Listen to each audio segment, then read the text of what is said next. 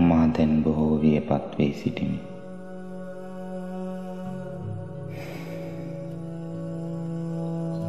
මරණය වැඩි ඈතක නොවේ. අදාළම නිවන සාක්ෂාත් කළ යුතුව තිබේ. උපරිමයෙන් වීරිය කළ යුතුයි. ඒකාන්තයෙන් වස් අවසන් වීමට ප්‍රථමව හරියත්වය සාක්ෂාත් කරමු. තුන් ඉරියව්වෙන් පමණක් වස් වසමු.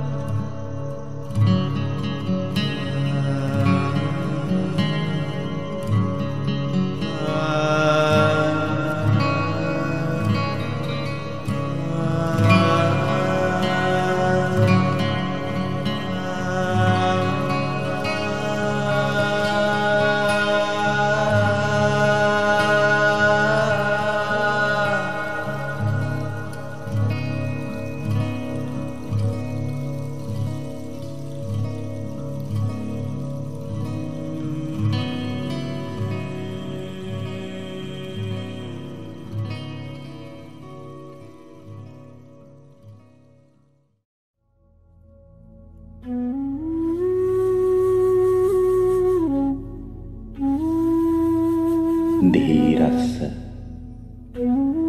විගත මෝහස්ස පමින්න කීලස්ස විජිත විජයස්ස අනේඝස්ස සුසම චිත්තස්ස බුද්ධ සීලස්ස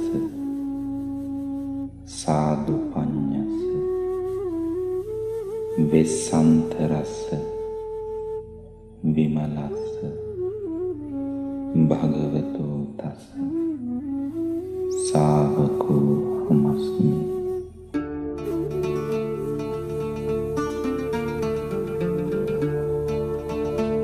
උතුම් සම්බුද්ධ ශාසනය ඒකාලෝකයට පත් කරමින් සසර ඕග තරණය කරන්නට වෙර වීර්ය දරන්නා වූ ඒ උත්තමයන් වහන්සේලා අරමුණු කර කෙරෙන්නා වූ කටින චීවර පූජාව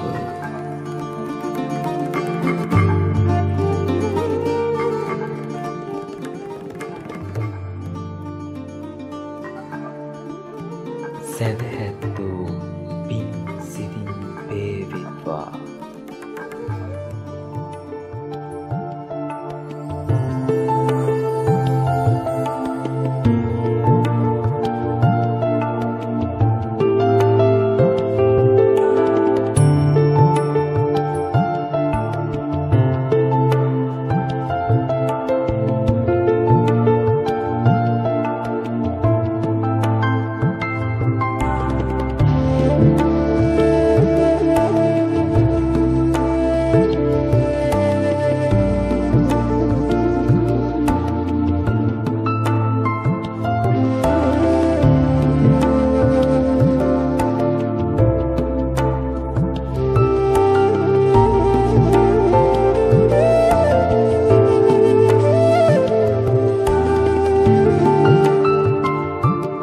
සමගම ගාථාරත්යන් සජ්ජායනා කළා. ඒ ත්‍රිවිධ රත්නය අනන්ත ගුණයන් උදෙසා පූජා කරගනිමු. ඝන සාරප්ප දිත්තේන දීපේන තමදංසින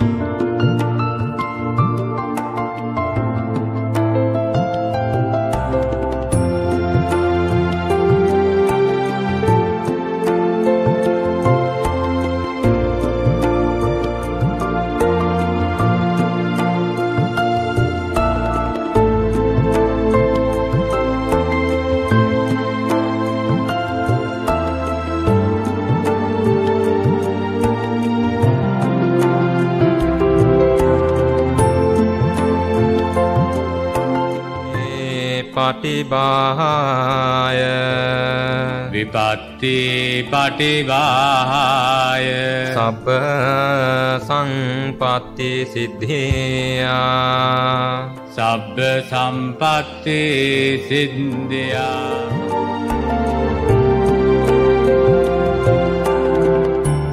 සම්මා සම්බුදුරජාණන් වහන්සේගේ නියමයට අනුව ලෝකත්‍රයේම වැඩ වාසය කරන්නා වූ ඒ උතුම් ස්වාමීන් වහන්සේලා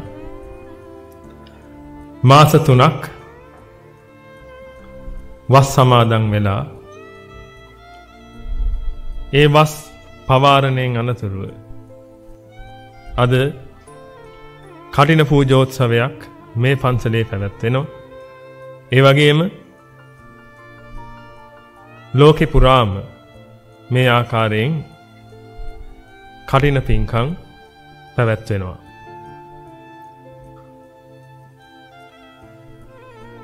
හරිම රමණීය අවස්ථාවක්. ලෝක සත්වයාට පින් වපුර ගන්න, පින්කෙත අස්සද්ද ගන්න හොඳ අවස්ථාවක්.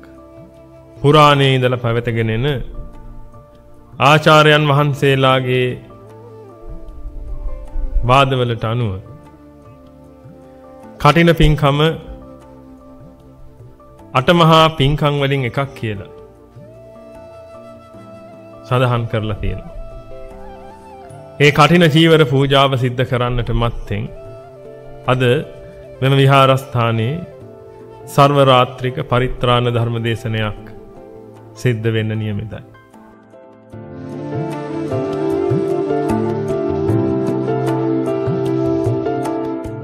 समन्त चक्रवालेषु अत्र गच्छन्तु देवता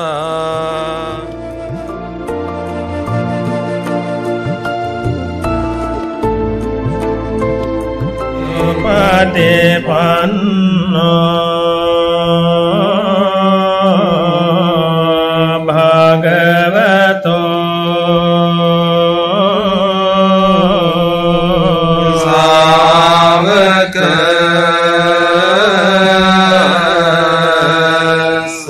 සංඝෝ ධම්මෝ පන භික්ඛවේ දුක්ඛං අරිය සත්‍යං ජාතිපි දුක්ඛා ජරාපි දුක්ඛා ව්‍යාධිපි දුක්ඛෝ මරණම්පි දුක්ඛං සන්ති භන්තේ උලාරායක්ඛා භගවතෝ අප්පසන්නා සන්ති භන්තේ උලාරායක්ඛා භගවතෝ පසන්නා මහා සමයෝ පවනස්මින් දේවකායා සමාගතා ආගතම්ම ඉමන් ධම්ම සමයං දක්ඛිතායේ අපරාජිත සංඝන්ති අදයේ අනුරුද්ධෝ ච සාරිපුත්තෝ ච දක්ඛිනේ කොණ්ඩඤ්ඤෝ පිට්ඨිභාගස්මින් මොග්ගල්ලානෝ සිවාමකේ දක්ඛිනේ සවනේ තුයිහං ආහුං ආනන්ද රාහුලා කස්සපෝ ච මහානාමෝ උගෝසුම් වාම සෝතකේ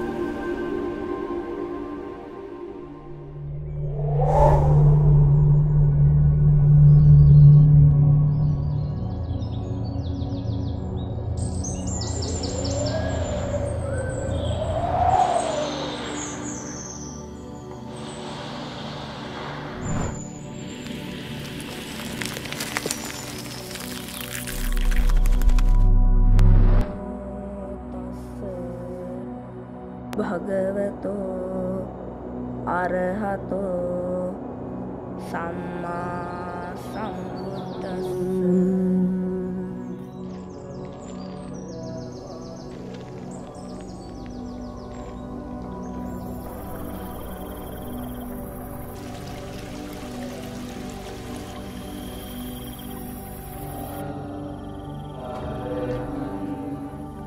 සම්මා සම්බුද්ධෝ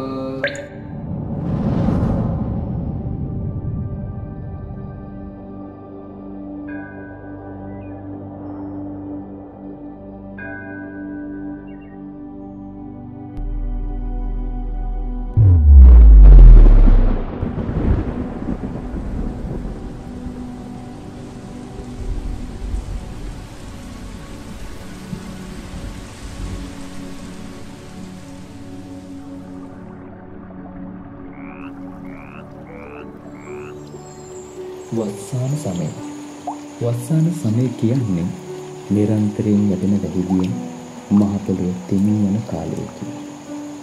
ගහකොළ ඒ වැහිලිය සිප ගන්න බලාගෙන ඉන්නේ ඒ වැහිලිය ප්‍රබෝධමත් වී දළුලා වැඩීමටයි.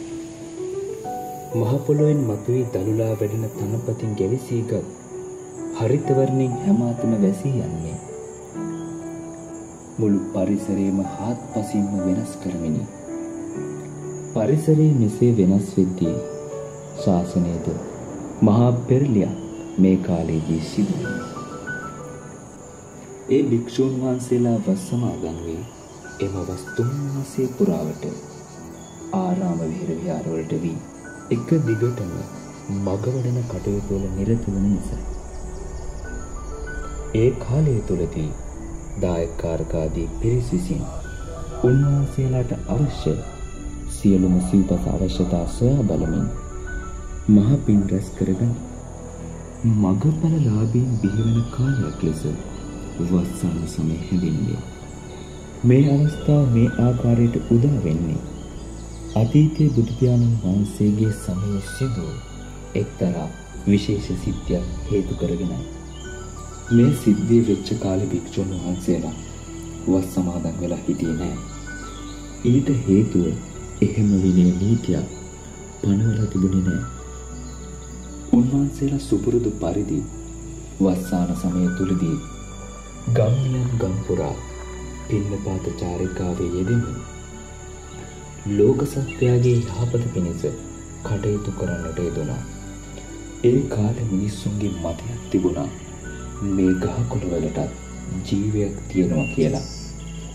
ස්වාමීන් වහන්සේලා පින්නපාතේ වඩින විට නිල් තනකොළ පෑගෙනවා දැකපු නිගණ්ඨ පිරිස කිසිම හිතක් පපුවක් නැතුව සත්තු මරනවා කියලා උන්වහන්සේලාට චෝදනා කළා. මේ සිද්ධිය නිසා බුදු පියාණන් වහන්සේ ලෝක සත්‍යය කෙරෙහි මහා කරුණාවෙන් භික්ෂුන් වහන්සේලාට වස් 3 මාසය එක් ස්ථානයක වස්වසන්නේ අනුදැනව දාලා. එදා පටන් අද මේ වෙනතා ඒ බුදු අණ අකුරටම පිළිපදෙමින් සියලුම ආරාම විහාරවල භික්ෂුන් වහන්සේලා වස් විසීමේ කටයුතු වල නිරත වෙනවා.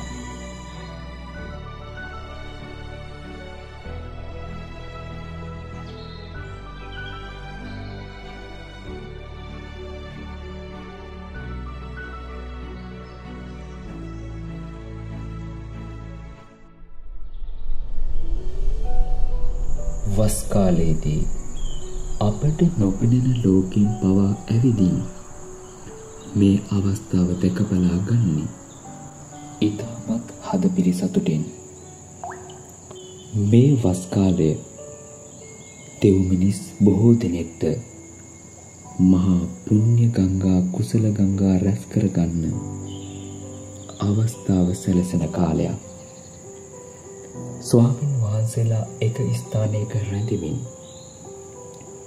තමන් වහන්සේලාගේ මඟ වඩා ගැනීමේ කටයුතු සිද්ධ කරන නිසා උන්වහන්සේලාව නිතර දැක බලා ගන්න, උන්වහන්සේලාගේ නිතරම අවවාද අනුශාසනා ලබා ගන්න, උන්වහන්සේලාට දානයක් මානයක් පූජා කරගන්න ආදී බොහෝ පින්දහම් කටයුතු නිරත වෙන්න අවස්ථාව ගිහි පින්වතුන්ට නෝඩුව ලැබෙනවා.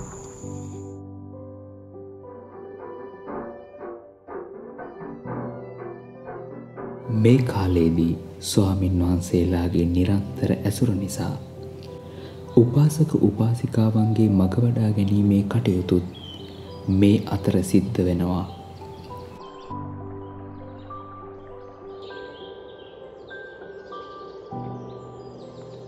වස් කාලය ස්වාමීන් වහන්සේලා තමන්ට ලැබුණු නිදහසින් එක තප්පරයක්වත් අපතේ වන්නේ නැහැ. අවුව වැස්ස උන්වහන්සේලාට ප්‍රශ්නයක් නෙවෙයි. ඉර උදා වෙනවද නැද්ද, රෑ වෙලාද, දවල් වෙලාද, ඒක උන්වහන්සේට ප්‍රශ්නයක් නෙමෙයි. කාමයෙන් මත්වෙච්ච ලෝක සත්වයා කොට්ටේ තුරුළු කරගෙන නිදිනකොට උන්වහන්සේ බිම දනගන්නේ මාර යුද්ධයේ අවසන් කිරීමටයි. ඒ සියල්ල කරන්නේ මහා අගාධයකින් ගොඩ එන විට දැනෙන්නා වූ මහා සතුටකිනි. ඉලක්කයට මුදාහල හීයක්සේ බාධා නොතකමින් යුද්ධයට වන් සෙන්පතියෙකුසේ මහා වීරයෙන් කටයුතු කරන්නේ ඒ නිරාමිස සුවය අද අදම භුක්ති විඳීමටයි.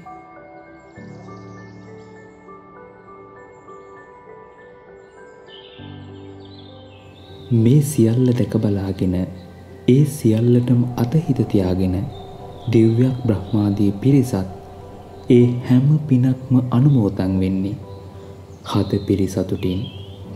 ඉතින් පස් කාලය කියලා කියන්නේ තුන් ලෝකවාසී සියලුම සත්වයන්ට මහා භාග්‍යවන්ත කාලයක්.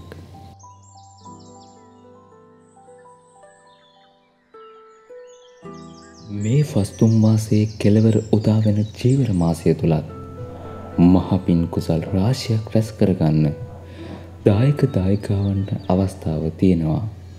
මේ චීවර මාසයේදී අටමහා කුසල් වල සඳහන් වන පරිදි කෙනෙක්ට මේ ජීවිතයේදී කරගන්න පුළුවන් ලොකුම පින් වලින් එකක් වන දිව්‍ය බ්‍රහ්මාදී පිරිස් සාදුකාර තීත්‍යා අනුමෝදන් වන කඩින චීවරය පූජා කරගන්න හැකියාව ලැබෙනවා.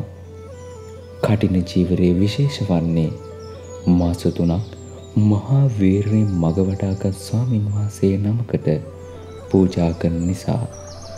කටින චීවරයේ පූජා කරන එක අද ඊයේ පටන් ගත් එකක් නෙවෙයි. මේක තථාගතයන් වහන්සේ වැඩ සිටි කාලේ ඉඳලම සිද්ධ වෙන දෙයක්.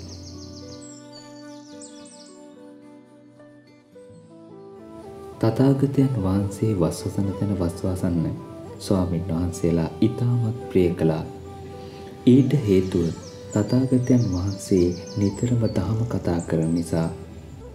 ඉතින් භික්ෂුන් වහන්සේලා පිරිසක් භාග්‍යවතුන් වහන්සේ වස්වසන තැන වස්වසන්න ඕන කියලා හිතාගෙන වස්තුම් මාසයේ උදා වෙන්නත් කලින් ගමන් ආරම්භ කළා.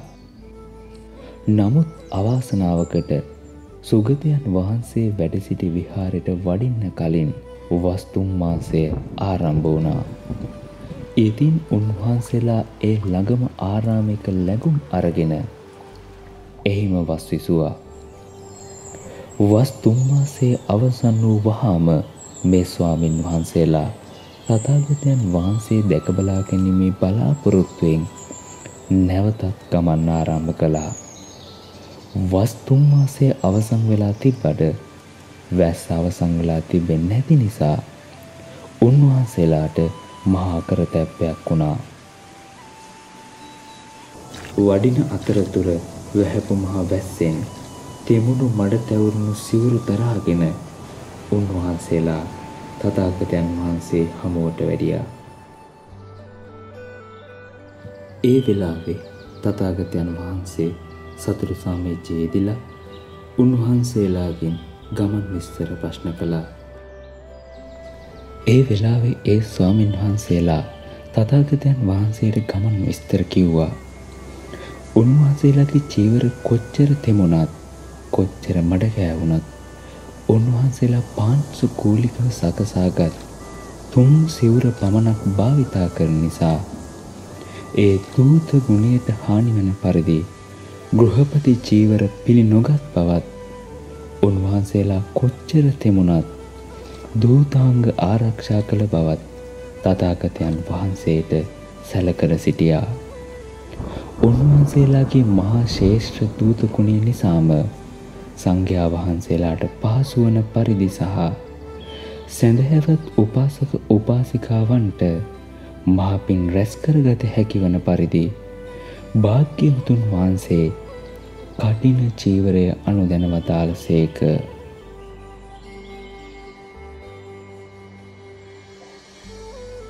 එදා පටන් කඨින චීවර පූජාව අද දක්වා සසුනට ලැබි උපාසක උපාසිකාවන් විසින් සම්ප්‍රදායානුකූලව මහා උත්කෘෂ්ඨ අන්දමින් සිද්ධ කරගෙන එනු ලැබේ.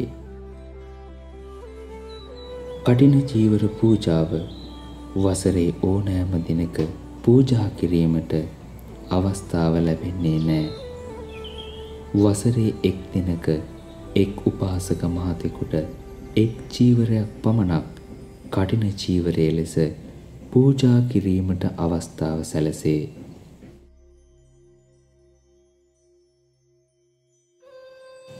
ඒ නිසා අන් චීවර පූජාවන්ට වඩා කඨින චීවර පූජාව විශේෂත්වයක් ගනී. පදුමුත්තර බුදුපියාණන් වහන්සේගේ සමයේ 68 ලක්ෂයක් සංඝයා පිරිවරාගෙන උන්වහන්සේ වස්විසූ සමයක 68 ලක්ෂයක් කඨින චීවර පූජා කර ගැනීමට අවස්ථාව ලැබුණේ නැහැ. අවස්ථාව ලැබුණේ එකම එක කඨින චීවරයක් පූජා කර ගැනීමට පමණයි.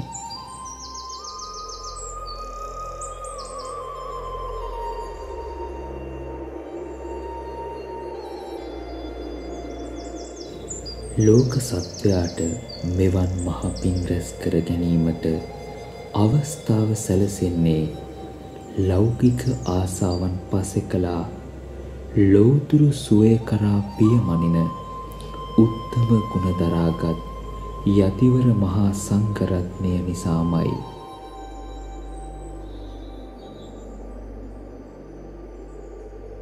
එවන් අසිරිමත් පින්කෙක් මේ මෙහි මඩල මත තව චිරහත් කාලයක් පහළ වේවා.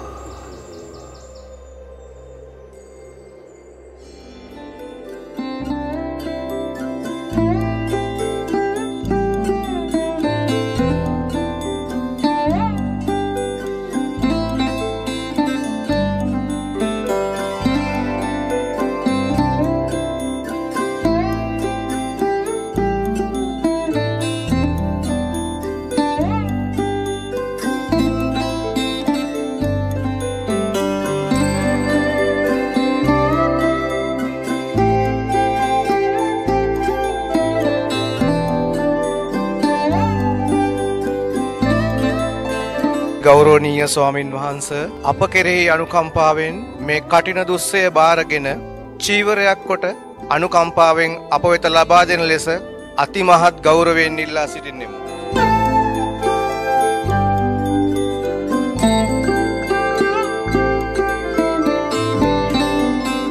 රාජතෝවා චෝරතෝවා මනුස්සතෝවා අමනුස්සතෝවා අග්ගිතෝවා උදකතෝවා පිසාචතෝවා කානුකතෝවා කණ්ඨකතෝවා නක්ඛත්තතෝවා ජනපද රෝගතෝවා සද්ධම්මතෝවා සන්දික්ඛිතෝවා සන්පුරිසතෝවා